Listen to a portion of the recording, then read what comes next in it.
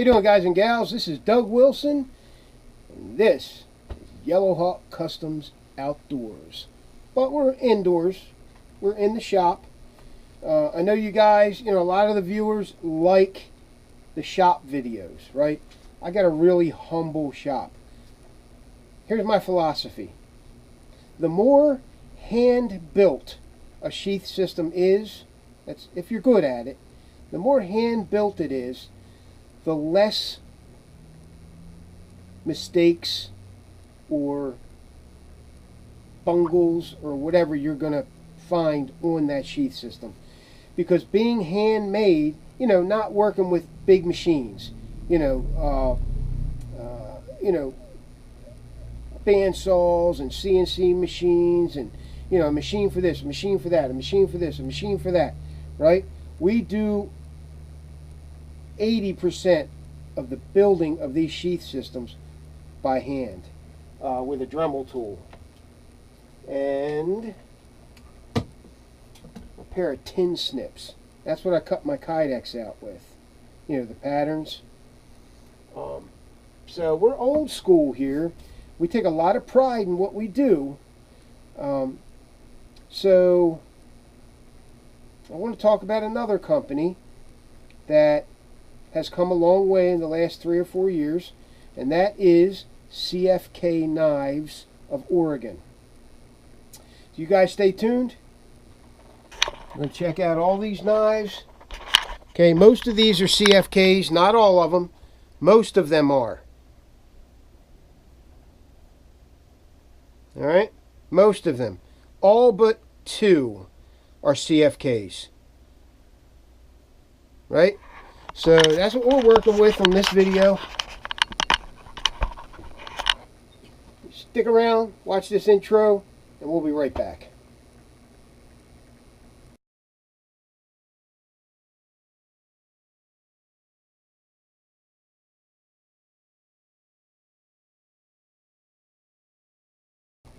Okay, so I got this like condenser mic. I'm trying it out. I want to see how it works. Okay.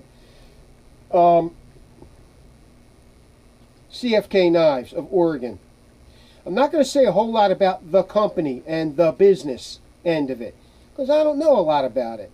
But I do know these guys who run the company, Jason Baker and Jason Black. Great guys. I've been out there backpacking with them, in the enchantments in Washington State. Great guys, and they take a lot of pride in what they do. The number one benefit that they see in CFK, CFK season itself, is it's the working man's knife company, right? And these are all custom built knives. They're not CNC, right? These are all hand built. That's why every one of them is different. You can see just these right here, okay? These are their, basic Bushcrafter. That's a basic Bushcrafter. It's got a Scandi grind, nice edge on it. D2 tool steel. Pretty sure these are D2. It could be 01, it could be 1095. I think they're D2 though. Got hammer marks in there, and they're real hammer marks. This might not be a hand-forged blade, but those hammer marks are put in there by hand. Before they heat treat, before they temper, they, while the blade's still in annealed state, the annealed steel, they bang those hammer marks in there, and it looks cool, right? So it looks like a hand-forged blade, right? They're custom built, right? So everyone is different. You can see both of these, right? These guys are different, right? Right down to the blade being shorter. Look, the blade's even shorter, right? It's the same model knife, but they're different because they're handmade. The handles are put on by hand. All the sanding, grinding, edges put on by hand. And everything's buffed and sanded and formed by hand. That's why they're different. This handle's a little fatter than this one. This handle's a little wider than this one, right? The steel's the same. It comes from the same stock, I'm sure. But there you go. Two of the same model, pretty much different knives because they're handmade, right? If you're looking for a handmade knife, but you don't want to spend 150, 200, 300, 500, 1,000, right? Take a look at CFK, right? So I'm going to go through these knives. I'm going to show them to you.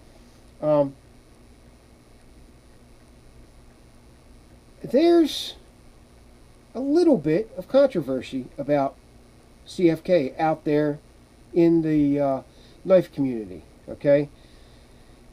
I don't get into that kind of stuff. I look at a knife for what it is, right?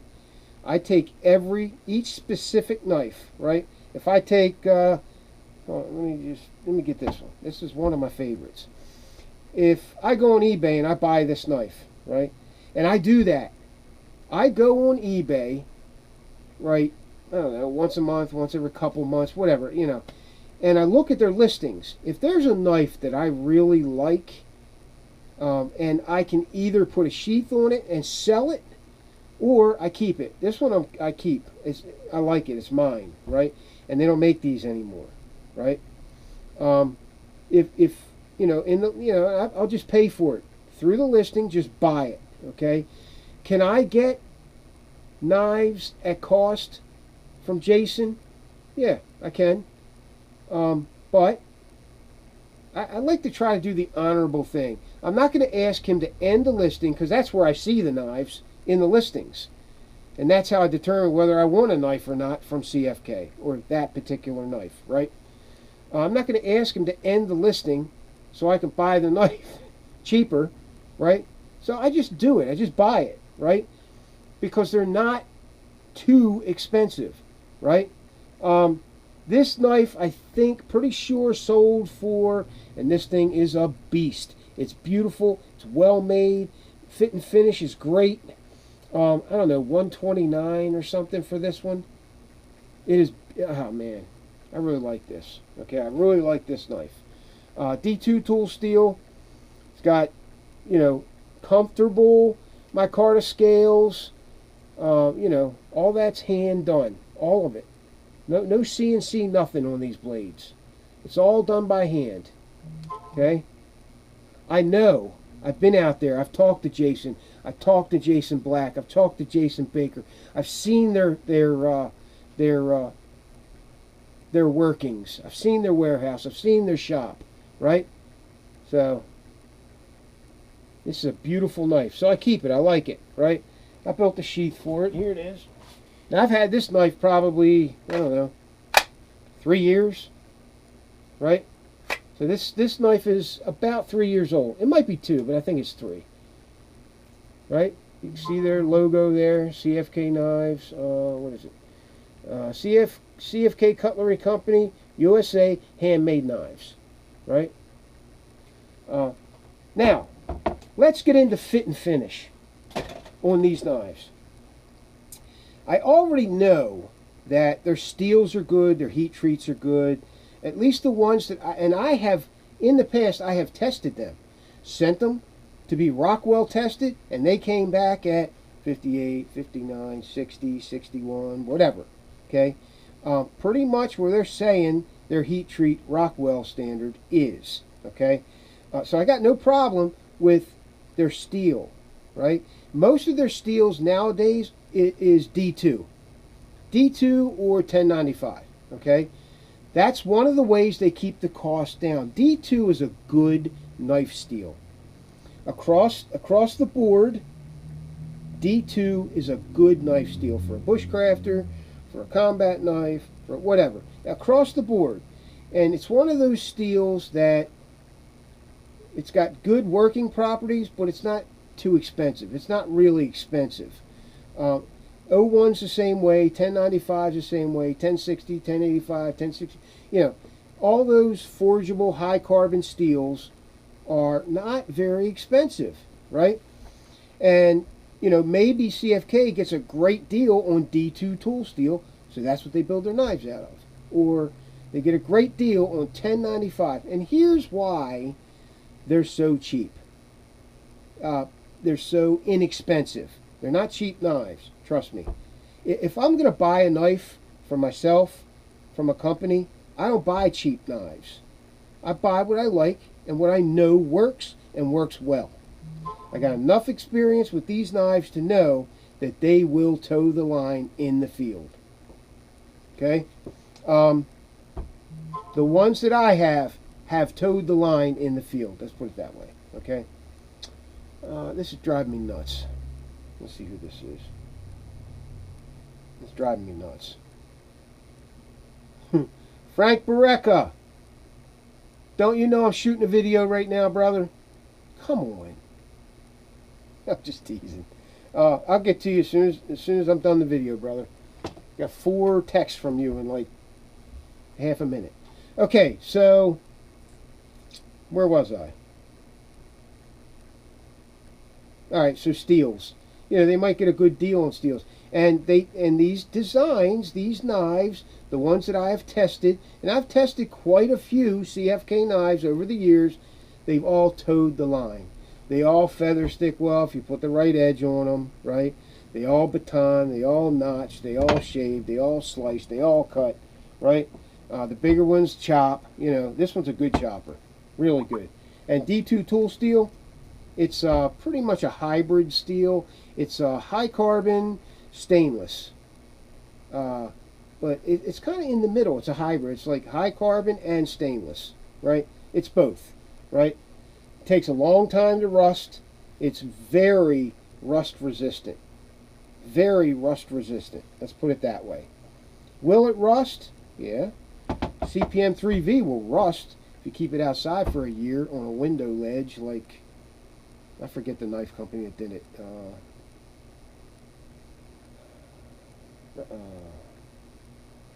Survive, GSO. They did it. I'm pretty sure they put some CPM 3V on a windowsill, outside, rain, snow, hail, sleet, sun, moon, right? And in a year or so, it rusted. But it was only surface rust. They could sand it right off, right? Anyway, that's what we're working with. CFK knives, right? Haven't done a video on these knives in a long time. I'm about due, because I want to share these things with guys that don't know about them, right? So if you've never heard about CFK Knives of Oregon, 95% of their business goes through eBay, right? And there's a reason they do that. eBay puts those listings out and is able to hit more people than a website, you know, or Facebook. You know, guys are on eBay all the time looking for knives, right? And all they got to do is type in this, you know, these keywords, right? And some CFK knives will pop up. And usually anywhere from 30 to 70 listings at one time, right? They sell a lot of knives, right? And if you look at the prices, most of them are, you know, you got to bid on them. But I don't think any one of the knives that I've bid on over the last 3 years, I paid more than $75 for, right? Including this one. Okay, they retail for $129. That's what they'll sell it on Amazon or whatever for. But I'm pretty sure I got this one for, it might have been higher than $75. This is one of the best that I've seen come out of CFK. So I snatched it up as soon as I saw it. This one too, this Dagger. This is, I'll tell you, this is beautiful. This thing is beautiful. It's a little heavy, right? But this is a serious self-defense knife, right? Serious, right? This one is a little more, has a little more finesse to it, a little more quality, a little more style and panache. These are walnut scales, Damascus blade. Damascus is pretty good, right? It's standard. It's about the same. you know, sharpening ability and strength and all as 1095, right? So 1095, it's a decent steel. Nothing wrong with it, right? This thing is gorgeous. So I built a pancake style sheath for it. Okay. Now I always say sometimes I do build them, and daggers. Sometimes a particular dagger needs a pancake style sheath, so you can get some symmetry on both sides, right? It's not imperative though. This one here, I know a Special Forces guy who has one of these. It's a little smaller than this though. It's instead of a 6-inch, I think it's like a 5-inch, right? And the handle's a little smaller. He keeps it right here, well actually like this, on his plate carrier, his chest rig, right in the center, so you can just rip it if he needs it, right? So I built a sheath for him. Pretty sure that was a taco style. And anyway, multicam. So I put this in the wrong way. No, I didn't. Alright, so I showed you. Now I don't have a lot of knives of the same model. That's why I showed you these Bushcrafters, because these here, these are ones we're doing for him right now. He sent us a box of, I don't know, 25 knives a month and a half ago, 2 months ago or whatever, and we chip at them. But it's time to get them all done. I got 10 left, I think. So and I tell you, my apprentice Zach, I hope he lives up to his word. He got a full-time job and he's not working here anymore. Not during the day. He said he's going to work at night. He's going to come from his full-time job here and work until 9 or 10 at night, because he sleeps here a lot anyway, right? He's got a bed here. He eats here. He bathes here. His dog is here all the time. So he's a good kid, right? And I'm glad he got a full-time job. You know, he's in the working world now, and you know, he'll find out how it is.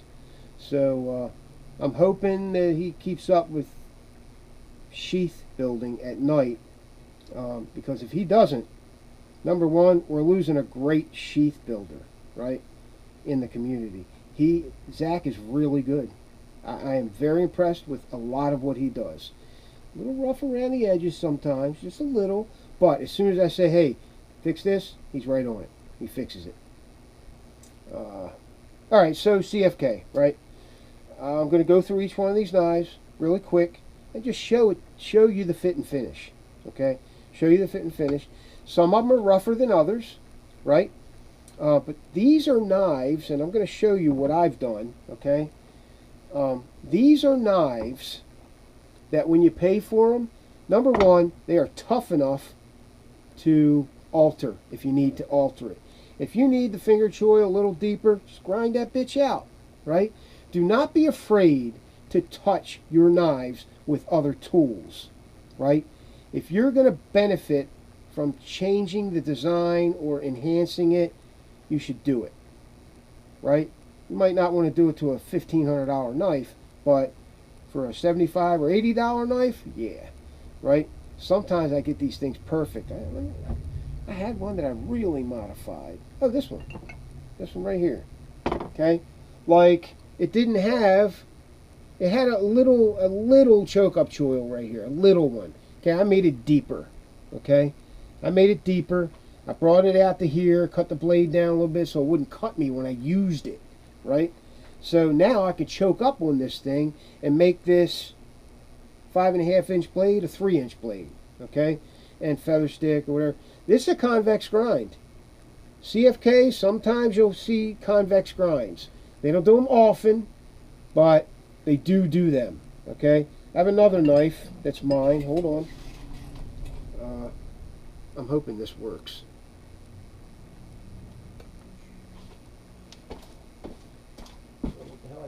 Here it is. I started building the sheath for it. Okay. This knife right here is convex grind, CFK. 2 of these were on last season's alone, right? 2 of these. 2 of the contestants had them, okay, with our sheath systems on them, right? This guy didn't last long, I think a week or something. So anyway, but they took these knives with them, and these are tried and true outdoorsmen, right? They chose these knives. They paid for these knives, right? I gave them the sheaths for free, the sheath systems. That didn't pan out like I thought it would. Anyway, convex grind, right? So they do a pretty good job with the convex grinds, right? They're just not really comfortable with them yet, right? Okay, so this is one I modified, no big deal, right? You can do that with these knives because you're not paying a fortune for them, and they're, I wouldn't say they're beaters, but you can beat the hell out of these outdoor knives, these woodsy type knives, right? Don't beat the hell out of one of these. There's only one reason you would carry a knife like this, okay? I carried one when I was in Special Forces, right? There's only one reason that you would carry a knife like this, okay? I'm not going to say what it is. Only one reason. Only one reason, okay? This is like a presentation. Like a Gerber Mark II type blade. Very well made. Very well made. Here's a little beaver tail dagger. Okay, these are knives that I've collected over the last 3 years. I either bought them or they were given to me for doing sheath systems, right? And a lot of them I keep. Some of them I put sheath systems on and I sell. That's what I'd like to do with some of these, right? If you see a knife in this video, most of them are for sale. Most of them. These that we're doing for him right now are not for sale. These Bushcrafters, they're not for sale. These go back to him with sheath systems on them. All right. So here's a Cfk Bushcrafter, right? This is one of my favorites that they produce. You don't see them often, so if you do see it, I'd snag one. 1095 tool steel, 5/32. Okay, I really, really like this knife, right? And you could take this out into the bush, and it is going to toe the line. You can bet your life on it, right? If you lose it, or you got to pry with it, and you break it, or whatever, right? You're not going to cry. You didn't pay a shitload of money for it, but it's a great knife, right? And it's custom. There's no other knife in the world that looks just like this because it's hand built, right? So I showed you the Bushcrafter. I'll show you one again. Here's what I did with one of the Ricassos. See the Ricasso, how sharp it is right here? Okay? And I'm not going to get into the fact of why this is here. I don't care why it's here. It's a nice knife, right? See how sharp the edges are? Okay, these edges tend to chew up KYDEX because that's where the retention point is. Okay? That's where I'm going to get retention because the handles, you know, tapered at the back and all that, but there's no place on the handle to get that click, right? So I get it here at the Ricasso. In order to do that, I know a lot of makers don't do this, and before I touch your knife, I'll ask you if I can do it. And I have done this to Boosies, Randalls, you know, others, you know, high-end knives, right? You have to polish the Ricasso on the edges. You got to take that sharp edge off. I use a Dremel tool. Then I use sandpaper. Right? See how smooth that is? The choke-up choil, nice and smooth now. Actually not a choke-up choil. This is the actual finger guard for the knife. Right? But that is now rounded, and you can put your finger there. Have no problem choking up a little bit on it for feather sticks or push cuts or whatever, right? So you can see how I rounded it, smoothed it down, then I polished it. Okay, and that's what I do with them. Not all knives, but knives that have sharp ricassos, I try to do that too, so it doesn't chew up the KYDEX, right? It's a good idea, but I do ask your permission first. And that maneuver, right, polishing the ricassos, or there's a couple other places I might do it too. I never touch the spine, never touch the pommel. You don't have to, right? There's no reason around that, unless it's hurting your hand or something you want me to do it, right? And I tell you, I do it with very humble tools too. A Dremel tool, sandpaper, you know, polishing. Oh, shoot. Let me plug this back in. Tell me, where's it at? Testing. Tell me if the camera sound is better than this sound, right? Because I just, like, for the last 10 seconds or so, it was doing the camera mic. Okay, so what was I doing? So you can look at it. I don't touch anything else unless you want me to do it. Humble tools, right? I don't have big grinders and with platens, you know, and buffers and all that stuff. I got that stuff, but I very rarely ever use it. I like doing it by hand. Okay, if I'm in a hurry, I might put a knife on a buffing wheel or something, but I like using these. These are called polishing pads. I buy them from a company called Micromark. Matter of fact, I got to buy 3 or 4 more packs of these. Problem is, you can't get. You have to buy the whole pack. It's like 6 different grits, and they go all the way up to like 12,000 grit or something, 8,000, 12,000. Go all the way up to 12,000 grit. Okay, so they start at like 1,000 or something. The gray ones. I think that's 1,000, maybe 800. No, it's 1,000, I think. Yeah, anyway, right? So, here's one of those jeweler sticks. Yeah, I got these for sale. These are great knife sharpeners. It's a diamond rod. It's called a jeweler's rod or something. I can't remember. I found that these are some of the best out there. They will wear out eventually, right? But as you use it, it gets finer and finer, and it becomes like a strop almost, or it becomes like a ceramic, you know. But and they're relatively inexpensive. I have them if you want them, right? If you want one, I use one of these at home a lot.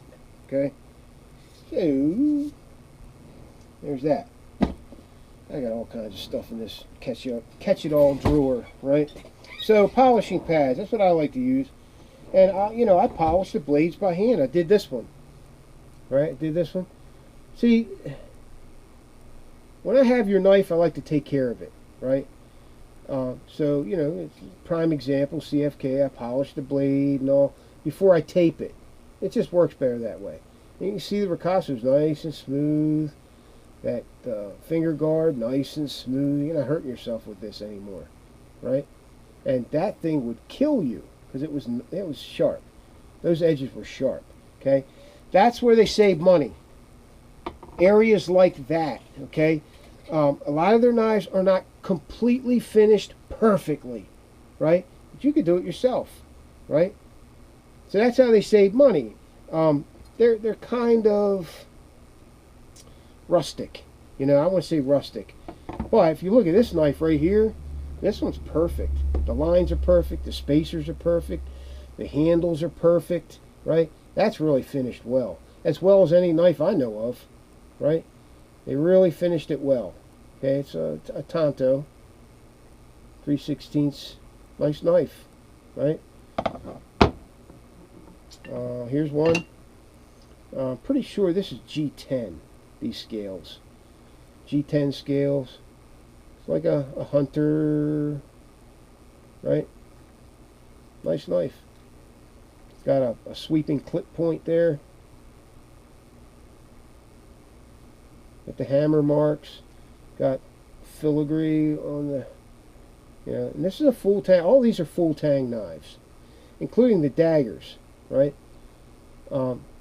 So full tang is the blade and the handle are all one piece of steel, right? Got chrome bolsters, mosaic pins. This thing's beautiful. Absolutely beautiful. It's for sale. I bought this one a couple months ago. 3, 4 months. I can't remember. Bought this one too. This is rosewood. Okay? It's well made. Well finished. Right? 90-degree spine. Great edge. Now, if you buy a knife from me, I would rather put a sheath system on it and sell it to you. But if you want just a knife, I'll put it in a leather sheath. I have some CFK sheaths. Some. Every knife I buy comes with one. And I got a few others that just stuck around after I put sheaths on them. Right? So this is a basic CFK sheath. Pretty nice. I mean, pretty nice. Thick, 9 to 10 ounce veg tan hide with a ferro rod loop, scout carry snaps. I'm not a big snap guy, but CFK likes them, right? Got a belt loop, you name it, right? So I'll put it in a leather sheath if you want. I would rather you buy a system from me, a knife and sheath system. Okay, that's what we like to sell at Yellow Hawk Customs Outdoors. That's our main thing. We like knife and sheath systems. Now, when I build a sheath system, it automatically becomes a knife and sheath system. Your knife, our sheath system, right? But I like to buy knives, you know. These are not the only ones. I buy Pucos. I buy any knife that I can get a decent deal on, right? I got a couple of reviewers that will sell me knives sometimes, you know, after they're done reviewing them. They got to get rid of it to buy more knives. They might sell it to me, right? This guy here, one of my favorites. It just feels good, right? It's got that pinky choil right there. You're not losing this puppy, right? Right? This thing's beautiful. I put a razor sharp edge on it, chrome bolsters. It's tough, and it's full tang, right? Tough knife. Pretty Damascus steel, really pretty. All right, so here's clip point hunter style, right? Bushcrafter, high saber grind, 1/8 inch, 5/32. 1/8 inch? Yeah, it might be 1/8 inch, right? I like thinner blades. A lot of CFK knives are thicker steels, like 3/16, but they do some in thinner steels too. D2. The handles they're decent. This is a tough knife that you're not gonna have a problem beating it up, right? The fit and finish is great. The sanding, polishing, edges, and all, it could be better, but you can always sand it yourself if you want it to look great, right? This is how they cut corners to look out for the working guy. CFK Knives is the working man's knife company. Their motto is they want to look out for guys that are working class, don't have a lot of money for a high-end custom knife. You can get a custom knife that's really nice for a good price. There it is. Custom knives. All of them. They're all custom. No less custom than any other custom knife except hand-forged. Okay, I do differentiate. I do keep knives in certain categories, but a lot of the knives out there are built like this. Alright, so there's that one. There's this guy. These are all for sale. All for sale. This is a convex grind. You don't see that very often, right? So this is going to be like a true one of a kind, because I haven't seen them since I bought it, right? My Carter scales. Got that. And, you know, for the most part, their handles are very comfortable. Very comfortable.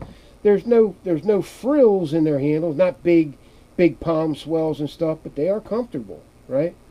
They fit the hand well. That's it, right? I showed you this Bushcrafter, one of my favorites, right? that it? Damn, I thought there was more. Anyway, CFK, give them a look. If you're a guy, okay, and look, let's face it, I've been around knives all my life. It's my business. It has been for a while, right? But even growing up, I collected knives. In Special Forces, I tested and reviewed knives for possible acquisition for the teams, right? For our particular group, right? Our unit. And I liked that. I liked that job. I tested backpacks, stoves, skis, boots, because we were able to buy our own equipment, right? A lot of SF groups, they go out and they kind of hand pick their own equipment. A lot of it, not all of it, right? Like we had to use the Army's radios, and but we had a lot of autonomy in what we carried, because when you're in combat, it's you out there. You're using that gear. The Army's not using it for you. You're using it. So we like to hand pick our own gear, right? Cry Industries, the skis, Tyrolia skis, whole, MSR stoves, Loa boots. I mean, we got the best of everything. So we liked it. So, and I tested a lot of that stuff to see what we were going to buy. So, and I work with knives every single day. I have high-end knives in my hand, low-end knives, middle-end knives. I work with knives every single day. I must have hundreds of different knives come through here in a year. Hundreds and hundreds, right? Some of them I like. Some of them I'll put on camera, right? And, am I putting these on camera because I think this is the best knife company in the world? No, absolutely not, because they're not, right? There are better knives out there. You can pay a lot more money for them, right? But for a working tool that you want to fish, camp, hunt, bushcraft, whatever, that's why I'm showing you these knives. They're custom knives, custom. Every one of these is different, even the same models. They're all handmade, right? I don't care how they're handmade. I don't care, right? They're handmade, and they're all different. So if you're looking for a custom knife that isn't going to cost you a lot of money, because, you got Catholic school payments, high school payments, car insurance, mortgage, health insurance, braces for the kids, car payments. If you have all that and you don't find yourself with a whole lot of money at the end of the month, CFK. That's why I like CFK. They look out for the working guy.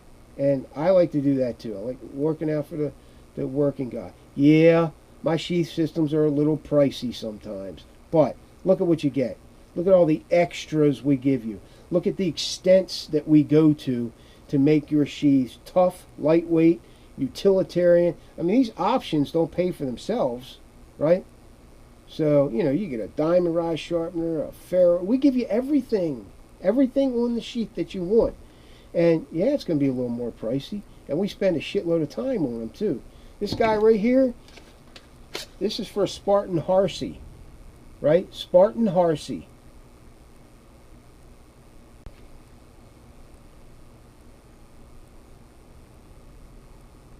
This thing is beautiful.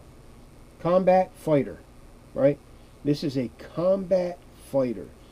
The intended purpose for this knife is military, law enforcement, FBI, CIA, NSA, whatever, operators in the field, right?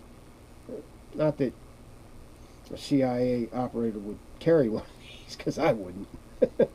Not this big, right? But for the military, this is a fighter. This is a combat knife that you can bet your life on, right? There it is, Spartan Blades. Check them out. These are one of the knife companies I really like. I just can't afford their blades. And I think some of the guys that work there are ex-special operations, too. So, and I tell you, special operations guys, generally, they know their weapons. They know their knives. So, I mean, we carried them every day, you know. So, Spartan Harsey. It's got a, I don't know, is this acid etched maybe?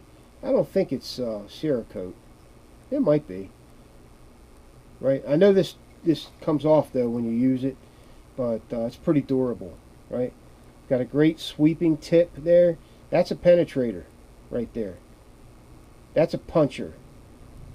You know, modified drop point with a sweeping clip on the front there.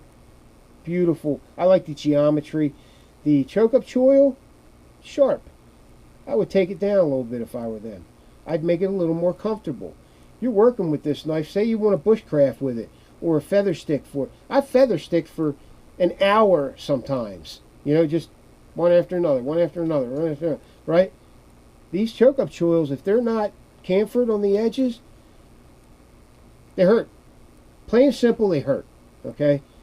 So, I would, you know, buff those edges. Slam them down a little bit. Spartan Harsey, beautiful.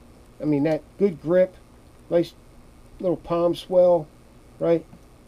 Quintessential combat fighter. Beautiful blades, right? So he wanted a military style sheath for it that he could modify if he wanted to. And all our sheath systems are modifiable. You can take anything you want off to make it lighter.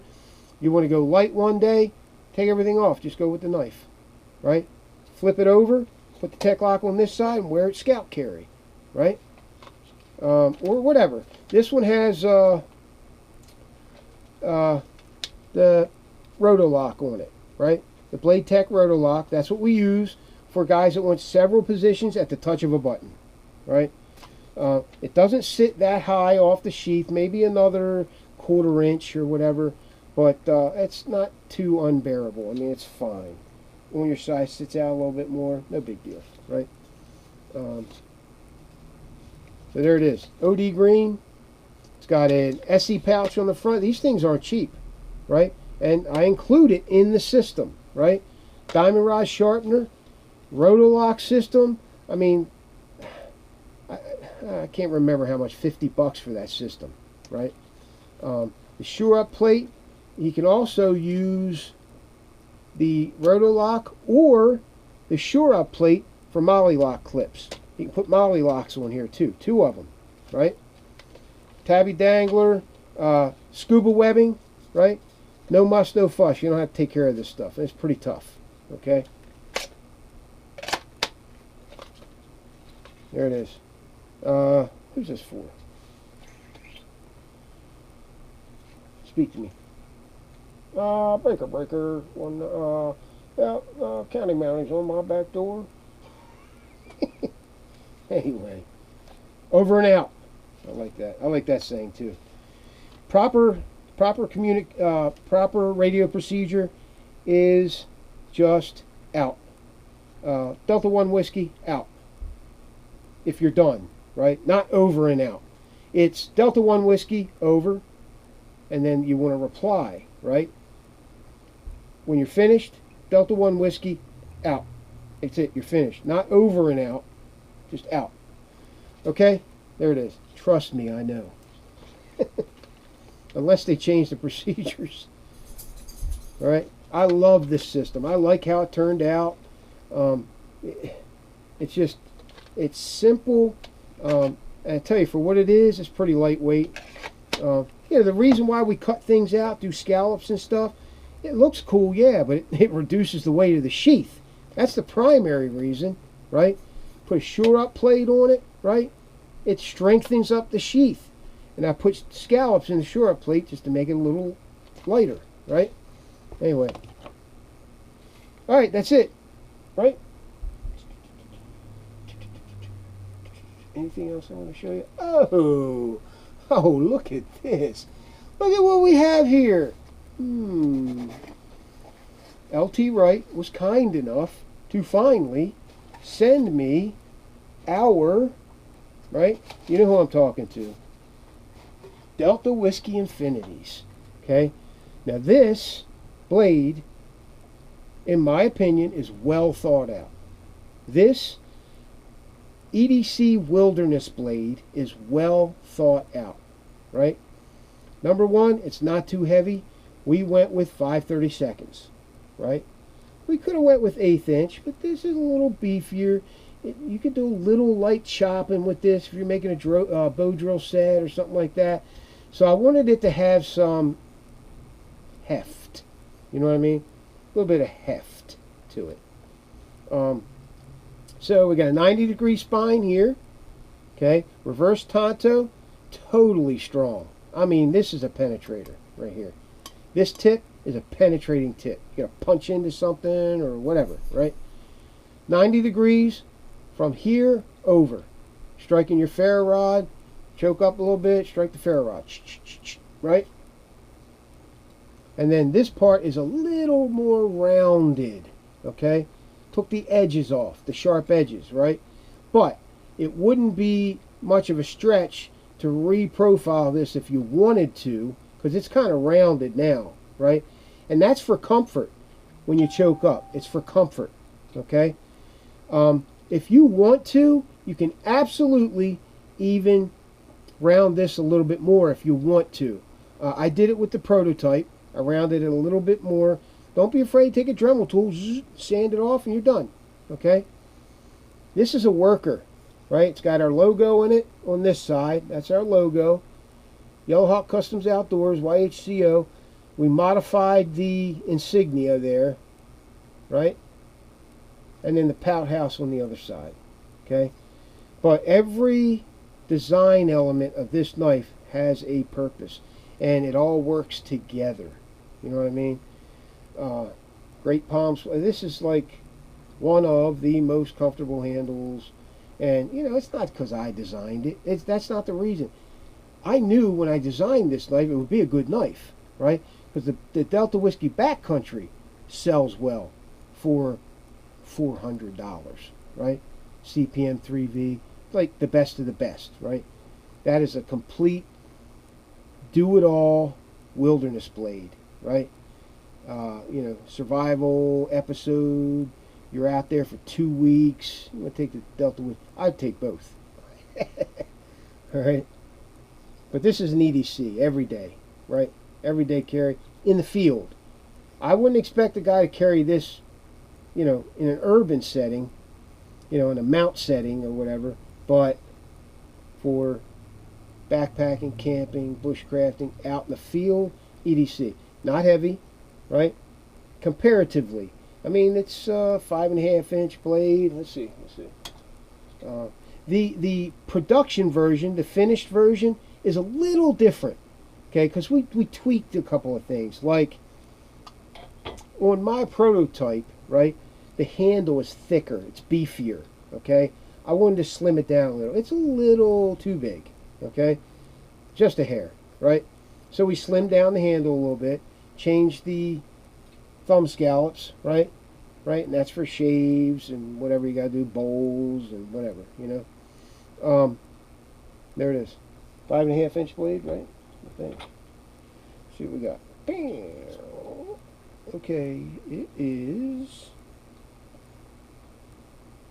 5.5 inches. Exactly. 5.5 inches. Choke up choil makes it a 3-inch blade. Okay? I advocate choke up choils on the right geometry, on the right knife. Okay? A lot of knives like this one here, small enough, you don't need a choke up choil. You got a lot of leverage, right? But if you want a little bit more leverage, see, the reason the choke up choil is here, because when you're handling it this way, there's a lot you can do with it, including choking back, you know, choke back a little, right? And chop.